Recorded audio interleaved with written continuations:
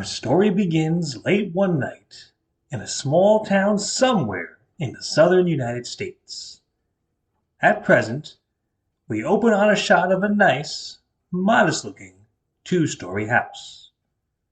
Besides some wind blowing and the sound of crickets, it's mostly quiet outside. Soon, we pan closer to the house and dissolve to a shot of a particular room within.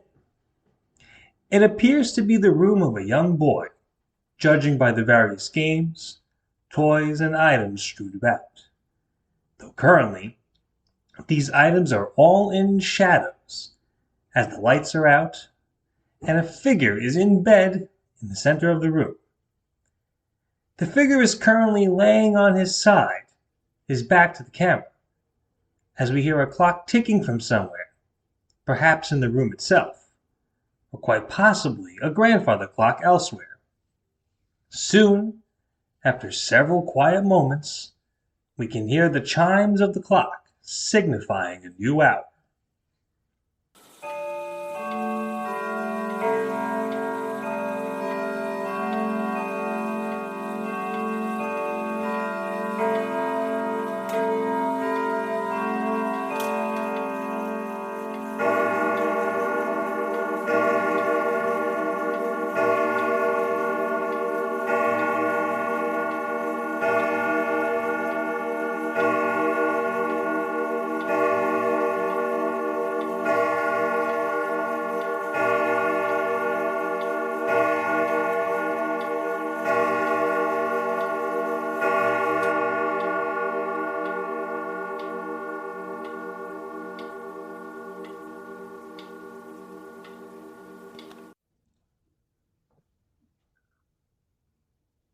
It is midnight. Slowly, the figure stirs and rolls onto his back. In shadow, the figure's eyes open and he peers to his right, looking at the door to his room. He listens for several moments. It is quiet. With that, the figure nods and slowly gets out of bed, taking off his pajamas quickly and changing into regular clothes. He then puts on a pair of Coke bottle glasses, all the while still in the shadows. Finally, he reaches over to a nearby nightstand and picks up a rather large leather-bound book. Carefully, quietly, he tiptoes over to his window and opens it, then climbs out gingerly to a nearby large tree branch, sturdy enough to support his weight. He gingerly closes his window once he's on the branch, and he shimmies down the tree, book in hand, and proceeds into the night. Soon, we dissolve to a patch of woods somewhere within the town. Into the shot comes the boy who has just snuck out. Now that he is in the moonlight, we can see that he is a somewhat timid, nervous-looking boy with glasses. This is Michael, aged around 11. He nervously looks about as he walks through the woods. Soon, we hear the loud hooting of an owl. Michael gasps and frantically looks about.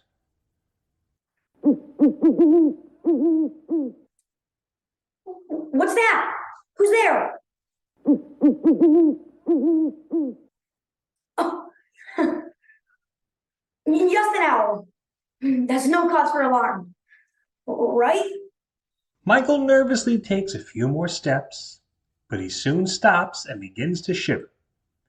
He hugs himself for warmth briefly, then rubs his hands together, trying to get them warmer. Ugh, of course, dummy, that I am. I forgot to bring a coat and gloves, and it just has to be the coldest night of the year. Then again, my teacher, when she taught us about the weather, did tell us that late in the year, temperatures do get coldest at night, especially at midnight, which is the current time. Then I'm here, out of my house, me, Michael, sneaking out of my house without my parents knowing.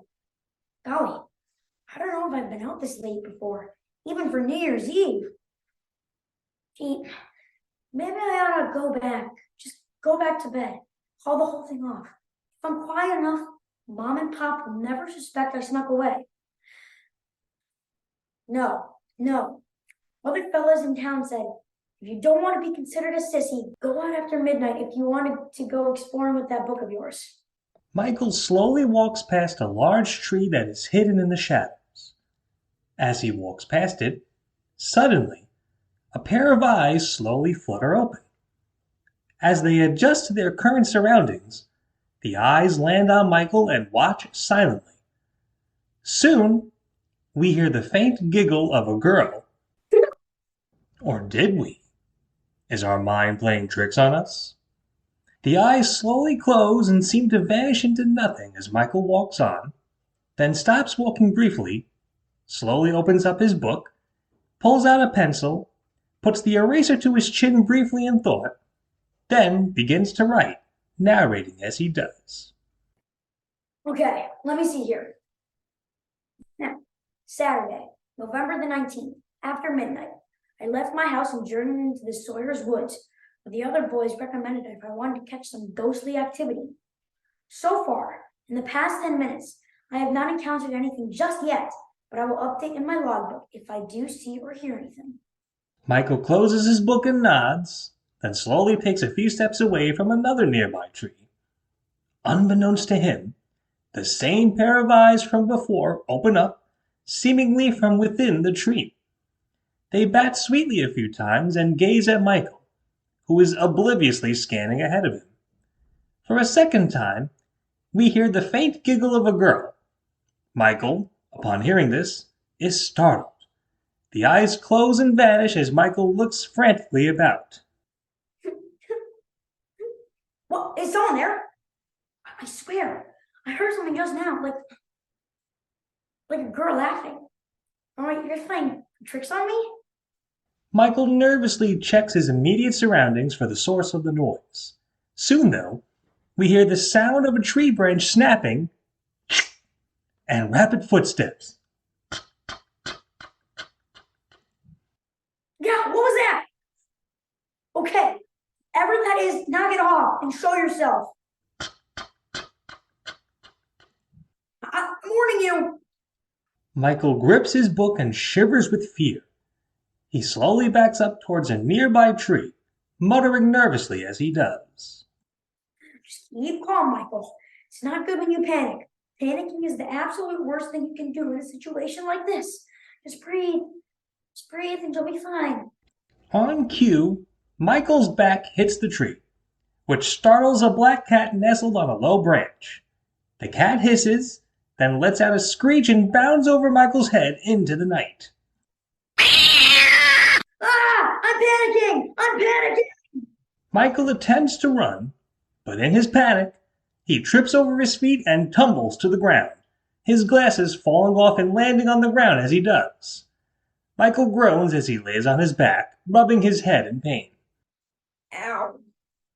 As Michael groans some more, still on his back, for the third time, the pair of eyes open in the shadows.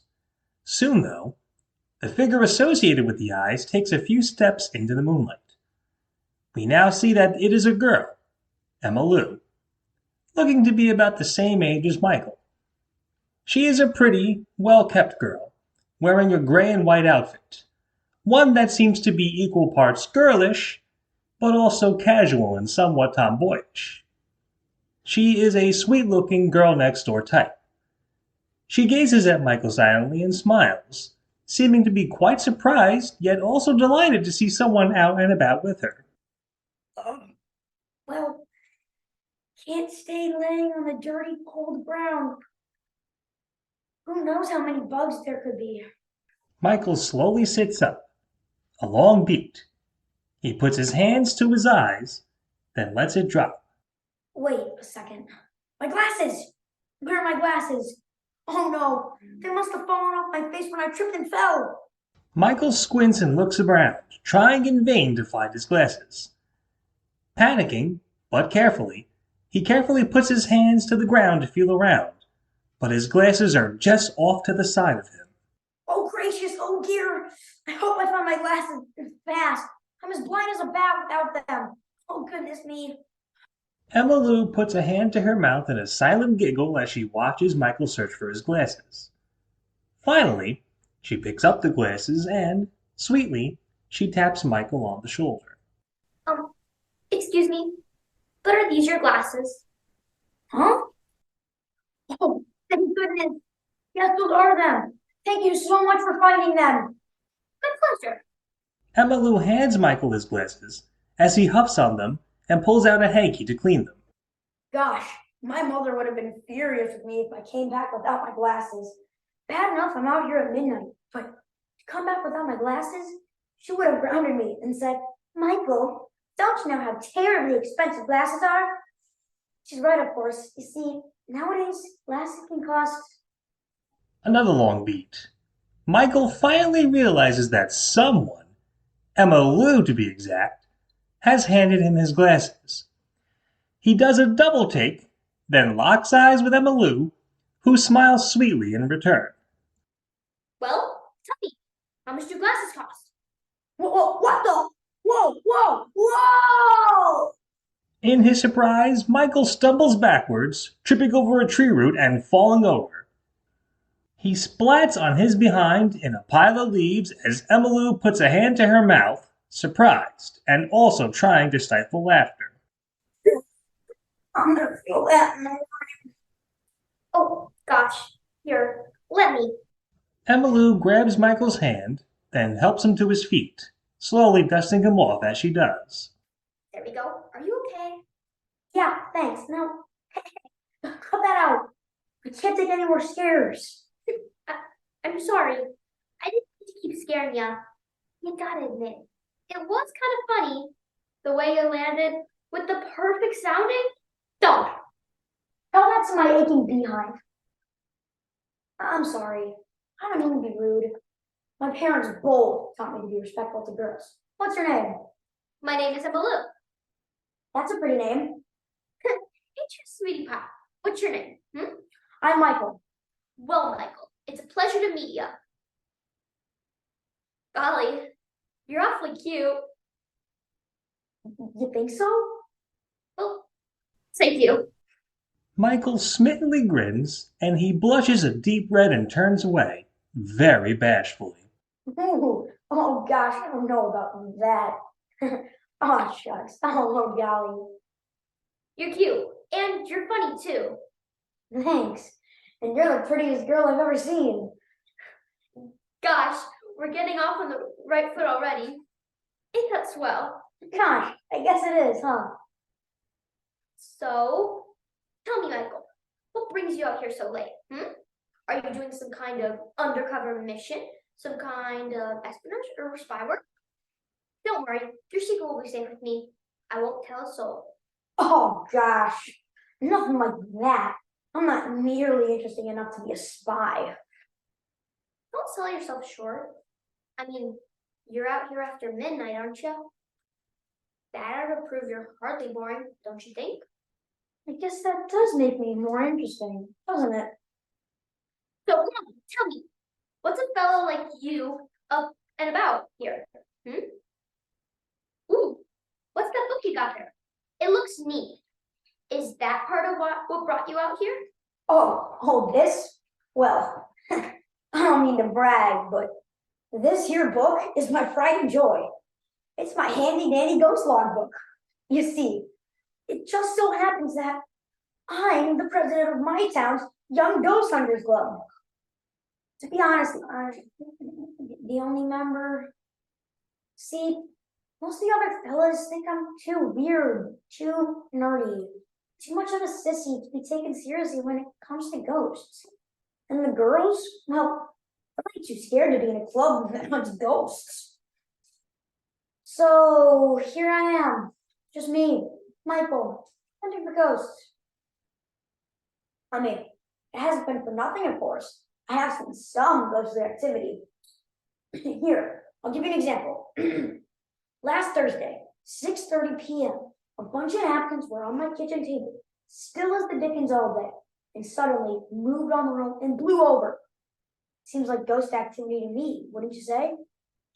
I mean, My mom and dad tell me it was just the wind blowing in from the back door, which happened to be open, but I'm no dummy. Napkins don't just fall all over, all willy-nilly. Now do that. No, I don't think they do. Wowee, Michael. That sounds so fascinating. A ghost hunter, huh? Golly, it's impressive, that's for sure. Wow. Thanks.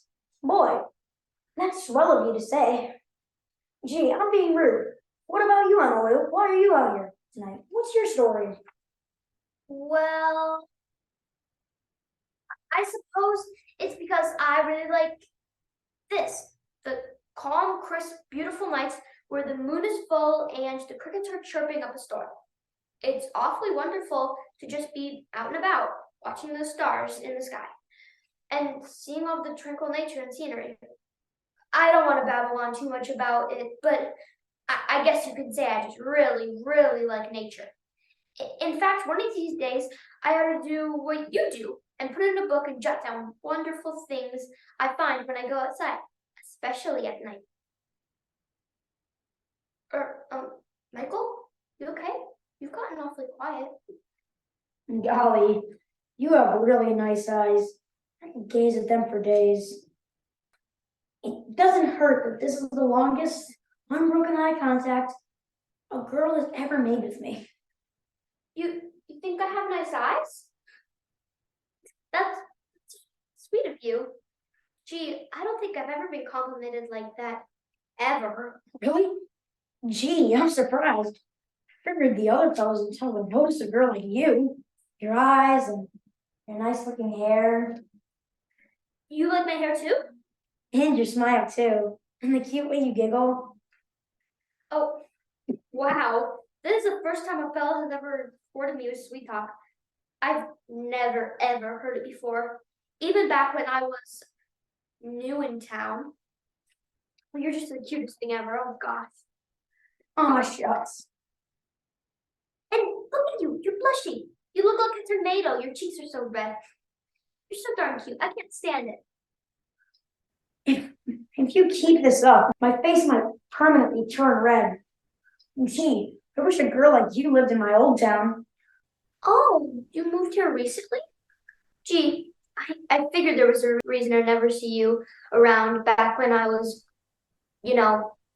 growing up. Yep, I moved here about 6 months ago. My dad got transferred to a factory in town. It's a higher paying job, and he's an assistant manager title. And that's swell, but it meant leaving behind all my old friends and my old life. I mean, this town is nice and all, but I'm not making friends like I had in my old town. Like I said, the fellows think I'm too weird, too nerdy, sissy. The girls are nice and all, but they don't really seem to gravitate in the terms of friendship. Gee, that's awful. And not very nice of those blockhead boys. Gosh, I'd give those dummies a piece of my mind if I was still. Well, if the girls would back me up, who knows what the overgrown apes would do with just me confronting them. Gee, you seem to collect yourself a lot. Are you okay? Well, it's just a little quirk of mine, I suppose. I mean, we all sometimes quirk ourselves to make sure we say just the right thing. That does make sense. Good, good. Meanwhile, near a road that's by the woods, a car eases up to a traffic light which has just turned red. The car radio is playing at an audible but not too terribly loud volume. The song in particular, Jim Dandy by Laverne Baker. As the music starts, Emma Lou's eyes light up and she happily gasps. Oh, this is my favorite song ever. I love Laverne Baker singing. It's simply gorgeous. I'm sorry, but the song always makes me want to dance. Well, I certainly won't stop you. This is a fun song, you're right. Come on, Pinkie Pie, dance with me. Me? Silly. Oh, no, not me. No, thank you. Besides, I'm not a good dancer. I'll be stepping on your toes dozens of times. You're exaggerating. I'm sure you're a great dancer. Oh, I don't know. Would you? For me? Michael, seemingly under Emily's spell, feels a surge of confidence. He gingerly places his book aside and begins to slowly bop to the music. He moves his arms to the beat, then his legs. Finally, his whole body. He's a bit awkward and clumsy, but he's dancing. So, you're doing great. Michael grins, his confidence soaring. He begins to dance a bit more freely and confidently. See, you are a good dancer. Huh, look at me. I'm dancing. Now, come over here with me dancing, being dancing. Don't be shy now. Oh, Emmylou smiles and, still dancing, holds her hands out for Michael. Michael dances towards Emmylou and the two link hands and begin to dance. It's not what you would call graceful, but Michael is giving it his all and the two kids are having a ball. This is wonderful. You're a natural. so are you. The car slowly drives off and thus the music fades out. Michael and Emmylou stop dancing. Emmylou is up close to Michael and she grins sweetly. Michael, smitten, caught up in the moment, closes his eyes and eagerly puckers his lips out, presumably for a kiss. It's a somewhat comical overpucker. Emmylou does a slight double take. She isn't so much repulsed or angry as just very surprised at Michael's actions. Well, What? Embarrassed, mortified, Michael slowly opens his eyes and unpuckers his lips, then sheepishly backs off a step. Oh, I'm sorry about that. I think I've watched way too many mushy romantic movies and all, and I was just kind of going by movie logic at the moment. I suppose you think I'm weird now, eh? it's no big deal. Besides, I thought it was awfully sweet of you, and I don't think I've ever had a fellow want to kiss me before. It sure feels nice to be wanted. Well, to me, it's nice to meet a girl as pretty, sweet, and friendly as you. Really? Really, I was very hesitant about sneaking out of my house tonight. Thought it was a bad idea, but right now, I'm realizing it wasn't such a bad idea after all. Really? Really. Emmylou smiles sweetly and bats her eyes as Michael gazes at her in return with a smitten smile. Soon, gathering up his courage, Michael moves a step towards Emmylou, slowly opens up his ghost logbook to an empty page, then holds out a pencil to Emmylou. Say, Emmylou, Uh-huh. I know this sounds crazy, sounds very forward since we only just met and all, but would you mind terribly if you could? Maybe jot down your phone number? Maybe it's the full moon. Maybe I'm just an 11-year-old hopeless romantic at heart, but I'd love to call you sometime. What do you say, huh? Oh, Dolly, I can say yes to something like this in a second, but I can't. You can't? I'm afraid not. I'm awfully sorry, Michael. I don't understand. Gee, you do think I'm weird after all, don't you? What with me being all socially awkward and like ghost hunting stuff? You don't have to lie to steal my feelings, Emmylou. I'm used to it. And be honest if you want to. No, Michael, it's not you, not in the slightest. You're very, very sweet and kind and friendly and cute. It's something else. Well, if it's not me, what is it? Don't think you'll quite believe me if I tell you. Try me. It's a complicated story, a very complicated story. Michael, I'm sorry, you're sweet, but I just can't. You must understand. Emmylou, please, at least try and explain why. Hearing you say it's complicated without you explaining, it's gonna haunt me. Please do not say that word haunt. It reminds me too much of my situation right now. Emmylou, you're scaring me. Please, talk to me. No, don't say scared either, Michael. I beg of you. Just let this go and we'll leave it at that, please. Emmalou, please. Suddenly, we hear the sound of an old-time car backfiring, as well as a car horn honking loudly. Michael, petrified, looks around in alarm as Emmylou's face turns into a look of sheer fear. What the hell was that? Was that a gunshot? Oh, no.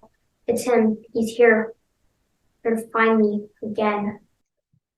Emmalou, you heard that too, right? What?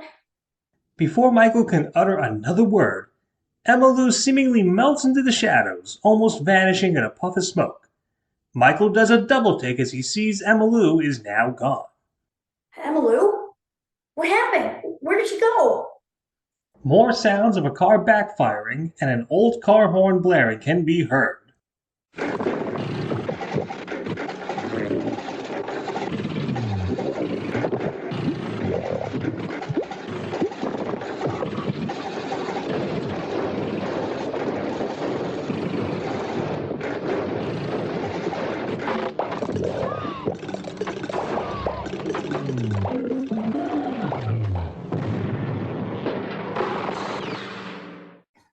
Soon the source of the noise roars into view. It is a slovenly, fat man dressed in ripped and tattered clothes. Think a human form of Peg-Leg Pete from Disney. He is driving a jalopy-like vehicle, and it is full to the brim with various sacks filled with items. His car screeches to a stop a few yards from Michael, who can only stare, his jaw dropped. The man is Amos Slade. He has a cold, menacing, evil look to him as he slowly steps out of his jalopy, carrying a small box with him.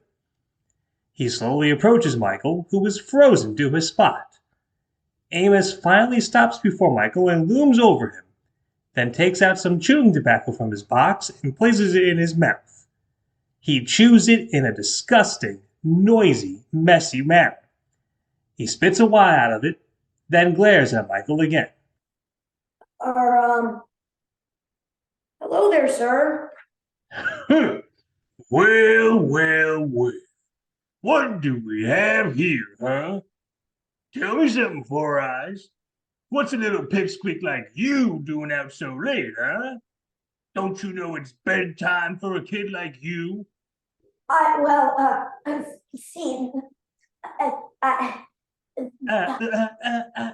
Well, go on, Runt. Instead of gawking at me, speak. Use your big boy words. Sleepwalking? Sleepwalking, eh?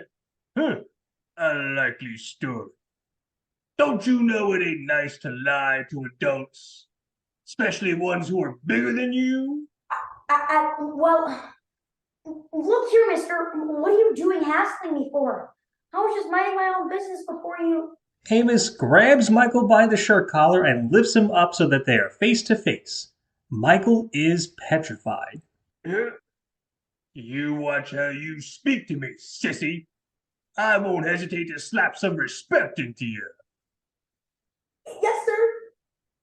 Now then, Amos slowly lowers Michael back down to his feet. I'm out here because I happen to be looking for someone. Someone who's usually in these here woods. And seeing as how some little snot-nosed kid like you is here, odds are the person I'm looking for is here too. What do you mean? I'm looking for a girl, you see. She's about your age. Brown hair, green eyes. She's wearing some dopey-looking gray and white outfit. Say, you wouldn't happen to have seen someone who fits that description, would you? No, sir. I've been out here alone all night. You sure about that, geek boy? Because before I pulled my car up closer, it seemed to me like you were talking to someone. Me talking to someone? No, I was just talking to myself, you see. I tend to do that a lot. Ha! Doesn't shock me. You seem like a little weirdo of a kid. Say, lay off me, would ya? Oh, are you gonna make me lay off of you? Slowly, Amos spies Michael's book and he grabs it. Michael makes a feeble grab for it, but can't reach it. Say, what's this now? Hey, give that back. It doesn't belong to you. Michael's handy dandy ghost log book. So, a little sissy like you hunts ghosts, huh? I do? Well, that's mighty interesting. Because it just so happens I'm looking for a ghost myself. In fact, it's that girl I described to you a minute ago. The girl? Yep, that there girl ain't of this world, and she, needs to be gotten rid of. I've taken it upon myself to get this ghost back to whatever place it came from. Amos opens up his box and holds it out for Michael to look at. There are various items inside of it. See? I got some ghost hunting stuff right here. Some salt to trap her, 'cause ghosts can't cross salt lines, you see. An iron bar. Iron can burn a ghost's skin, you see. Some silver bullets, iron pick, the works. I see. Something tells me, Four Eyes, you might just know a bit more about what I'm looking for than you're leading on. And, I hope that ain't the case. 'Cause if there's one thing I don't like, more than anything, it's a liar. You ain't a liar, are ya? No, no, sir. Well, I think maybe, just maybe, I'm gonna circle around this area in my car once, just to take a look around. And when I come back here, you'd better still be waiting, because I'm gonna ask you one more time if you've seen anything. And, you had better have more information for me when I do ask you again. Got it? Got it, Pipsqueak? Got it. Slowly, Amos spits out a wad of his tobacco into an empty page of Michael's book. He cackles as he walks away. Ah! Ha, ha, ha, ha, ha, ha. Ah! Ha, ha. Oh, that big ape. I hope he didn't ruin my book. Michael, You. Michael, please don't be angry at me. I didn't mean to abandon you. I'm so sorry. I was scared. Lou, I think you need to explain what's going on here. Now, preferably. What was that big gorilla talking about when he said, that girl ain't of this world? Well, Lou, truth, please. well, there's no sense in lying anymore. Michael, the truth is, well, to be frank, I'm a ghost. A ghost? Oh my gosh. Emmylou frantically covers Michael's mouth with her hand. That's so loud, Michael. Especially if he's still here slinking around in that car of his. I can't believe it. A ghost. Here. In front of me. It's true. I'm sorry I lied to you, Michael. I don't understand. Aren't ghosts supposed to, go through people? Yet, here we were, dancing. We held hands. And you put your hand on my mouth, and I felt it. Well, ghosts have the ability, if they concentrate hard enough, to solidify themselves for periods of time. At least, that's what I've taught myself, anyway. This explains a lot. Why you kept correcting yourself? Why you wouldn't give me your number? It makes sense now. I wish I could have told you sooner, but I was afraid you'd be like most others, that you just scream and run off. Emma Lou, what happened to you? Well, how did, well, this happened. Would you mind telling me? Silence. Then Emmylou sadly sighs and sits on a nearby large rock, patting a spot next to her for Michael to sit with her. It's it's like this. See, about 2 years ago, before you moved here, like I said before, I used to be, well, alive. I was just an ordinary, fun-loving 11-year-old girl. I liked hiking, swimming, dressing up, writing. I aspired to be an author one day, as a matter of fact. Yeah, it seemed like I had all things planned out for myself. That was until one night I came across him, the man who killed me. See, I was walking home from my friend Beth's house, and I saw that man who confronted you earlier. In this, like, the nastiest, evilest, most no good, low down brute in this whole town. Well, I saw him.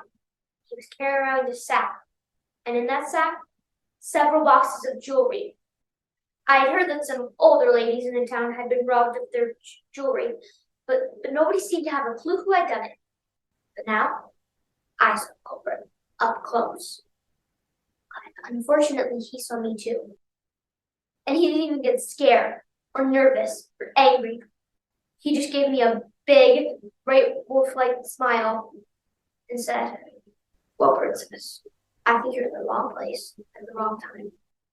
I tried to get away, tried to tell him that I wouldn't tattle on him, but he chased me. He chased me for almost a mile. And finally cornered me here in these woods and put his hand over my mouth to smother me. I tried to scream, but he clamped down further and further until it was over.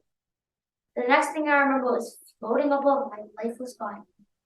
And ever since then, I've been roaming around in these woods, waiting for the day where someone, anyone, can get that evil, horrible Amos Slade to confess what he did, so that my spirit can finally rest. Oh my gosh. You wanted the truth. There it is, all out in the open. If you want to run away, head back home. I won't stop you or blame you either. No, I won't run. A beat. Michael slowly, carefully goes to reach for Emmylou's hand, then stops and looks at her, as if seeking permission. She nods, and he takes her hand in his, squeezing it gently. Emma Lou, you mean to say that no one believes Amos Slade killed you? Not one. Not even my parents believed it.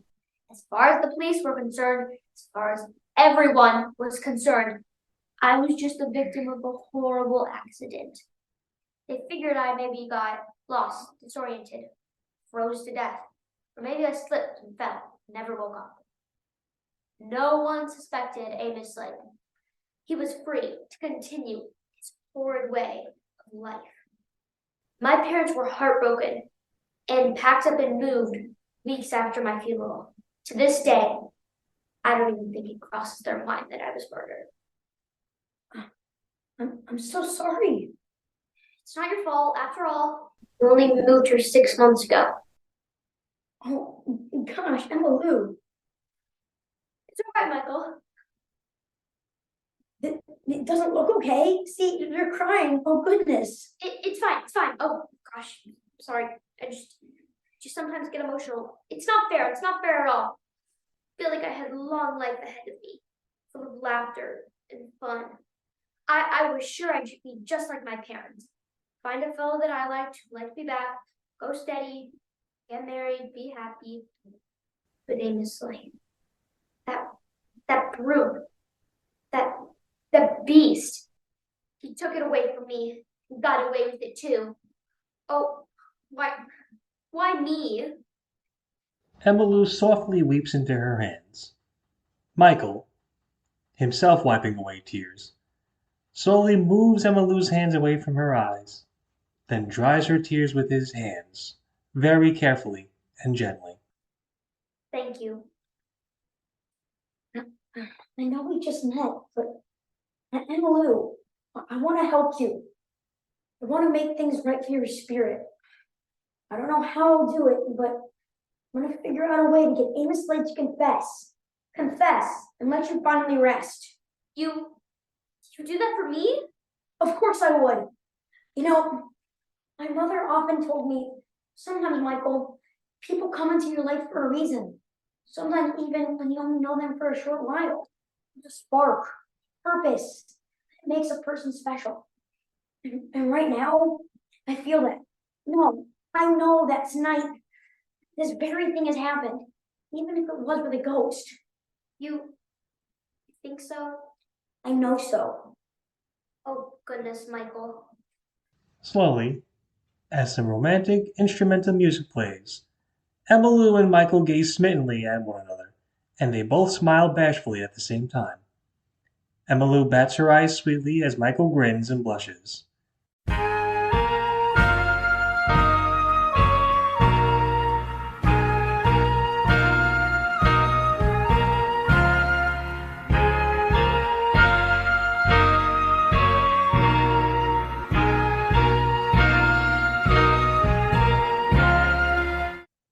Suddenly, the bliss of the two kids is cut off by the sound of Amos Slade's jalopy roaring back over.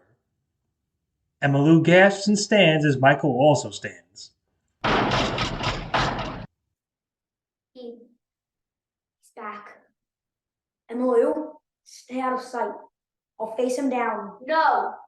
I made that mistake once. I won't do it again. I won't leave you. What if he hurts you? Take my chances. Soon, Amos Slade's jalopy screeches to a stop. He gets out of it and slowly strides towards Michael, who puts on as brave a face as he can.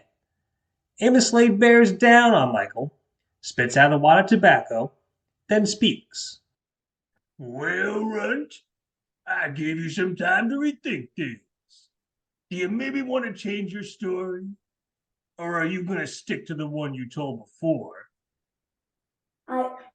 I don't have anything to say to you, you big ugly baboon. You know, it ain't nice to call people names, little man. I think someone ought to teach you some manners. Amos roughly grabs Michael by the throat and pins him to a nearby tree. Michael's glasses fly off his face again and crack into the tree. Michael wheezes and grunts, trying to wiggle loose, but Amos's grip is too strong. You made a big mistake coming out here. You should have just stayed in bed, Pipsqueak. No, let him go. Leave him alone.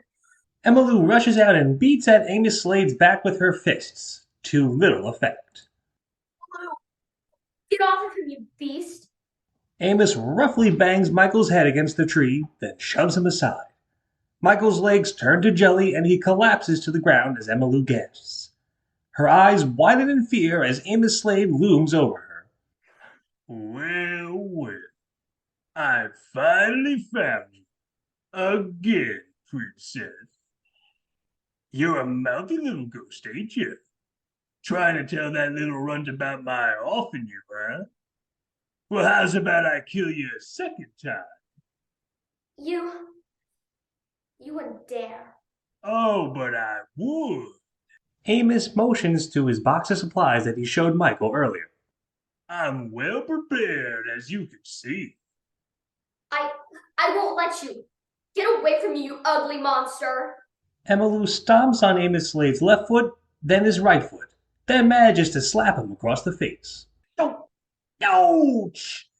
Oh, I think you need to learn manners more than he did.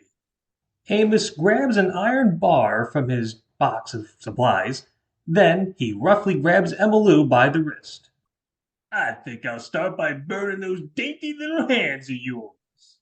No, let go, no. Meanwhile, Michael, dazed, shakily comes to. He spots Amos Slade grabbing Emmylou. Quick as he can, Michael grabs Amos Slade's hand and bites down on it. Slade drops his iron bar. Get away from her. You should have just stayed down, twerp. Slade roughly backhands Michael across the face. Michael groans and collapses again. No, Michael! Now You, you monster. he should have just minded his own business. Just like you should have 2 years ago, princess. I'll show you, princess. I'm not as useless as you think. Thinking quick, Emmylou grabs Amos's box filled with his items, and she tosses it down a nearby hill. It tumbles to a far spot below and settles into some bushes. No, oh, dang it. I needed that stuff. I'll be back once I get that box. And when I am, you're toast, little girl. Don't bother going invisible in that ghostly way. 'Cause if you do, I'll finish off your little Prince Charming there. If he's not already. Ugh. With that, Amos Slade goes trudging down the steep hill to try and get to his box. Emmylou frowns as she watches him, but she soon looks to Michael and, highly concerned, and fearing the worst, she rushes to his side and gently cradles his head in her hands. Michael, oh, Michael, no. Oh, please don't be. I'll never forgive myself if he did to you what he did to me. Please, please open your eyes. Please be okay. Michael? Anyone get the number of that truck that hit me? Michael! Oh, Michael, thank goodness. Emmylou gingerly sits Michael up and she hugs him, while rubbing noses sweetly with him. Meanwhile, Michael spots his glasses and gingerly puts them on. They are now bent and somewhat mangled. Oh, you were so brave out there. But you're hurt. Oh, gracious, your face is all bruised. We need to get you some help. But that won't solve the problem we have. Amos Slade is still out there. I don't think he's gonna give up so easily. Well, I threw that supplies box down that very steep hill. It'll buy us some time. But how much time? Think, Michael, think. There's gotta be some way to get this mess solved. Wait a moment. I think I have it. Yeah? If I remember right, and I'm hoping I do, one of the police stations isn't too far from you. In fact, it might be just a walking distance from here. Oh, the police, yes. But who even knows if they'll take your word for it, Michael? They'll just be sore that some kid is out until midnight. I'm not planning on just walking over to them all casually. I have an idea, but it's gonna take some luck. I think we can do it. Emmylou, do you suppose you can float up to that tree branch there and use some kind of light to signal the police station? Well, sure I can. But what light can we use? Somewhat proudly, and with a bit of a smirk, even through his pain, Michael holds up a small flashlight. This one. Michael, where did you get that? I saw it hanging half in and half out of Amos Slade's coat pocket. I'm not a total goody two-shoes, but I can pick a pocket when need be. Cute, funny, and clever. Never mind that. Just go up there and signal. Signal as much as you can. I'll wait for Slade. Just be careful, Michael. For me. For you. With an adoring smile, Emmylou slowly floats up onto the tree branch, flashlight in hand. Michael nods and stands at the ready, staring at the hill Amos Slade climbed down. Emmylou begins to flash Morse code-like signals from the flashlight as, meanwhile, in the nearby police station, two officers are seated at their desks. A phone suddenly rings.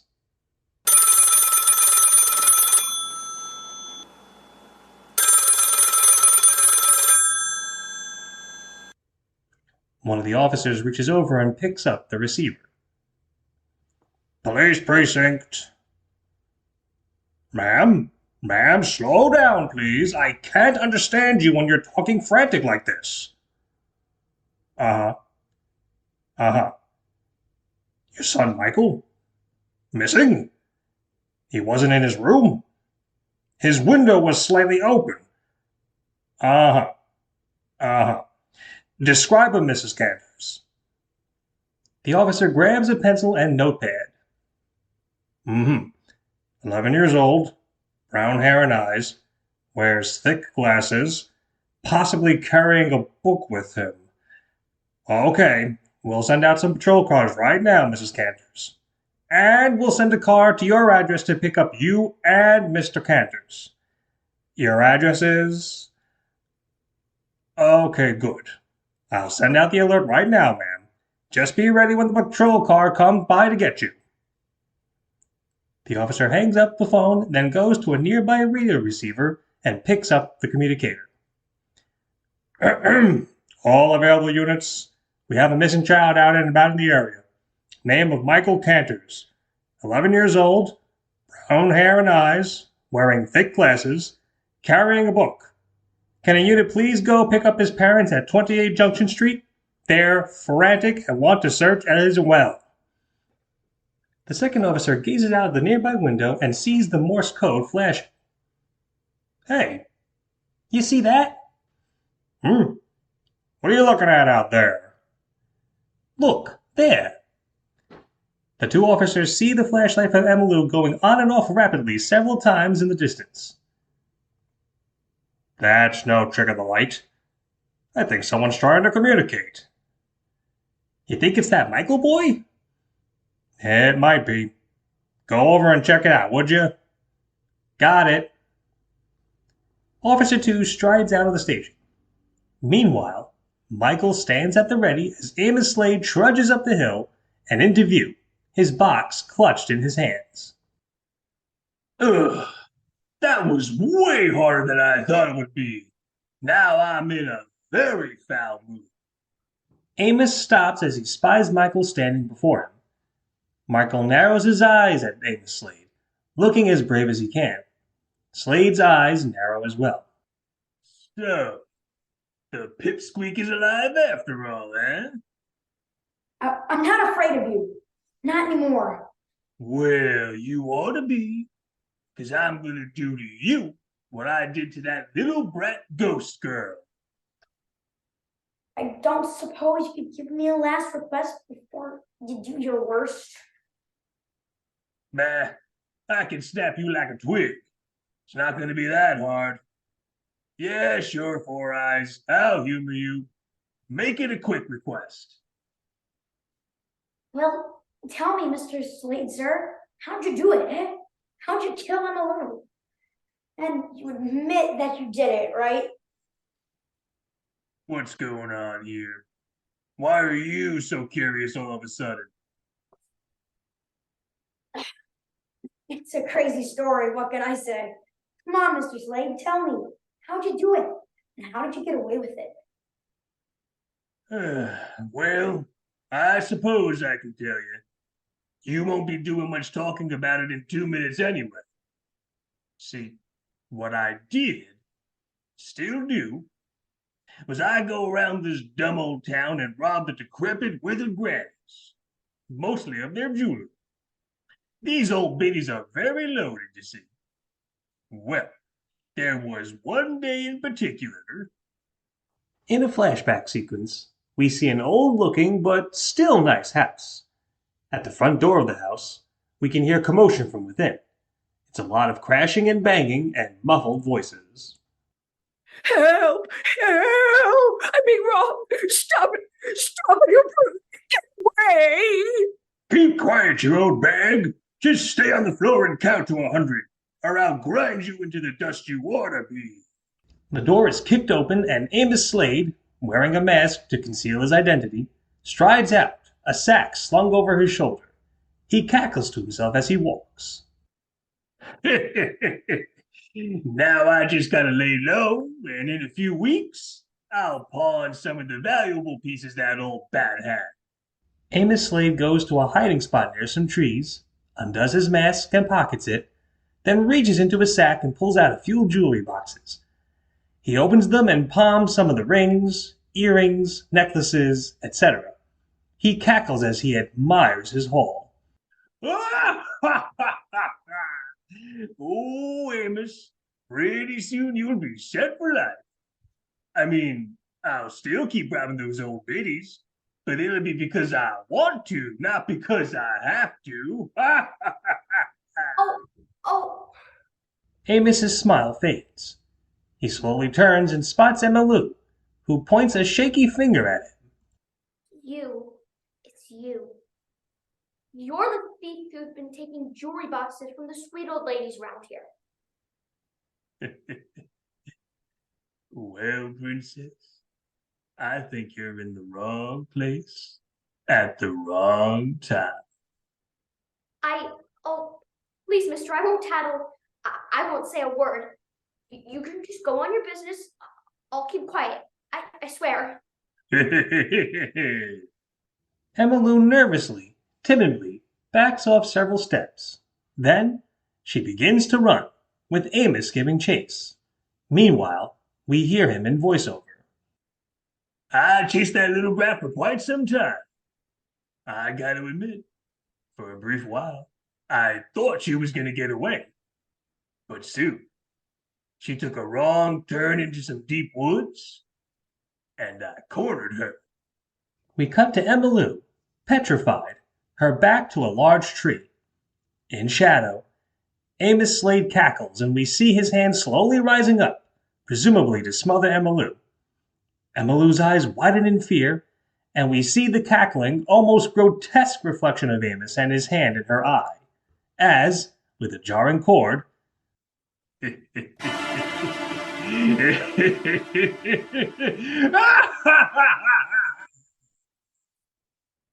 we dissolve back into present time.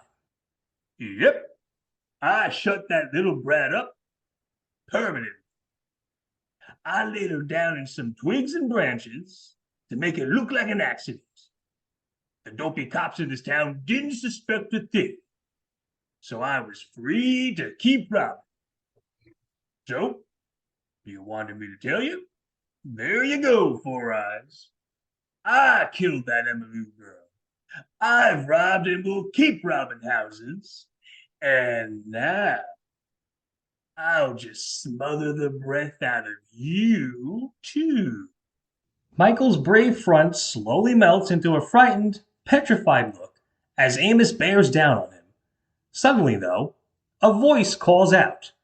It is the second officer from earlier, and he's now on the scene, his pistol slowly brandished at Amos. All right, Slade, hands up. Back away from the kid, nice and slow. What the? Back up or I'm going to blast you, Slade. Hands up. Oh, I don't know how you did it, but you did it, you little runt. You miserable little... Oh, oh, get off of me, copper. I'll get you too. Get off of me. Nothing doing, Slade. So, 2 confessions, eh? You're the one who was robbing them old ladies, eh? And not only that, you're the slimeball who murdered Emma Lou Monroe, huh? And here we thought it was just a tragic accident. Well, her parents will be able to rest easier now. The officer spies 2 patrol cars and he flags them down.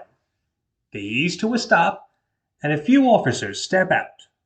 Fellas, take this fat lump to the holding cells and book him for robbery and for murder.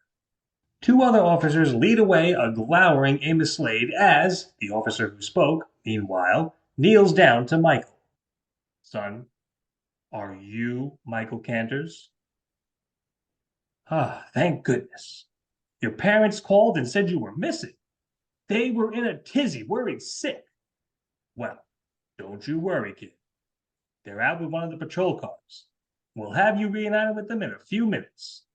Come on, let's get you into a warm car. Michael briefly looks up at the branch where Emma Lou was, then looks back to the officer. Officer, wait. My book. I can't leave it behind. It's around here somewhere. Let me just look for it for a minute. Fine, but don't take too long. The officer departs as Michael sighs, relieved. Thank goodness. Emma Lou pops out of her hiding spot and, overjoyed, she approaches Michael. Michael, Emmylou! Michael limps over to Emmylou, who throws her arms around his neck and hugs him. Michael hugs her back and spins her around twice. Emmylou happily laughs as the hug breaks off. Michael, you did it. You're amazing, so brave and sweet, so wonderful. I don't know how I can ever thank you enough for what you've done. That mean old Amos Slade finally being put behind bars is rewarding enough, Emmylou. That and your spirit can finally rest. You know, on second thought, I think there is something I can do for you. There is? Uh-huh. And it's something where I'm awfully glad I'm not able to just go right through you. What do you mean? Because I can do this. Emmylou cups Michael's face with her hands, leans in, and kisses him on the lips. Michael's eyes widen in shock and surprise for a few seconds. Then they dizzily cross and close. Emmylou holds this kiss for several moments. Meanwhile, Michael's head, from the very top of it down to his chin, slowly turns a bright red. Finally, with his whole head a bright red, Emmylou breaks off the kiss with a flourish.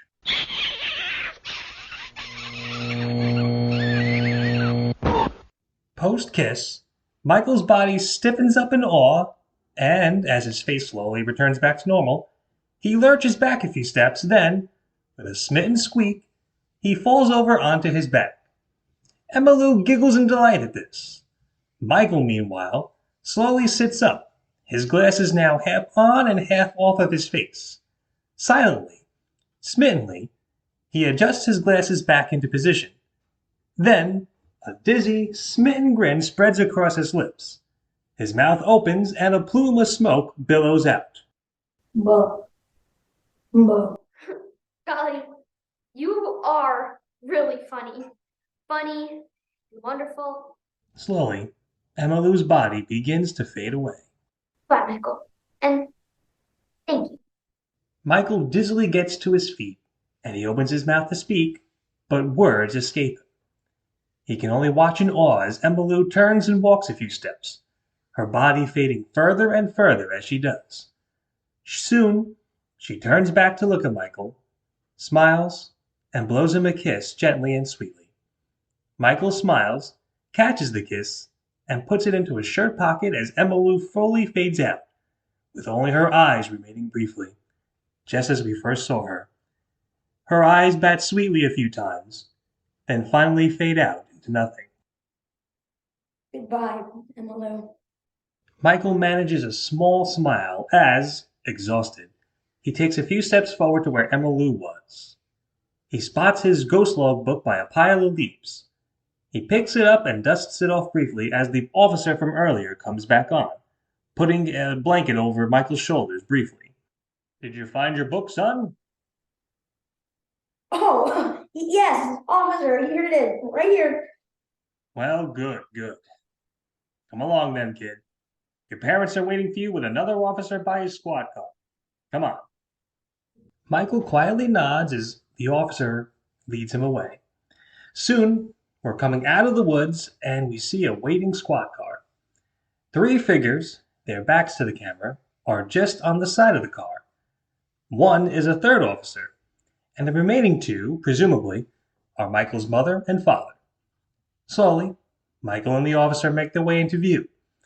The officer shines his flashlight gently onto Michael's face. "Ma'am, is this your boy? Can you positively identify him?" It is. Oh, thank goodness, Michael. Michael, my angel.